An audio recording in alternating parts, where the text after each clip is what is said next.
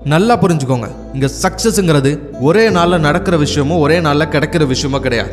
நான் ஒரு நாள் சந்தோஷமா இருப்பேன், ஒரு நாள் நான் நிம்மதியா இருப்பேன், ஒரு நாள் நான் நினைச்ச லைஃப் ஸ்டைல வாழ்வேன், ஒரு நாள் நான் நினைச்ச வேலையில இருப்பேன் அப்படின்னு ஏதோ ஒரு நாளுக்காக நீங்க வெயிட் பண்ணிக்கிட்டு இருக்காதீங்க. ஏன்னா சக்சஸ்ங்கிறது அந்த ஒரு நாள் இல்லை. Success is a process of making progress every டே.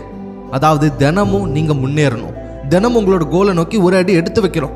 உங்களுக்குன்னு கொடுக்கப்பட்ட ஒவ்வொரு நாளையும் உங்களோட இலக்கை அடையிறதுக்கான முயற்சியை முழு மனசா நீங்க கொடுத்துருக்கணும்.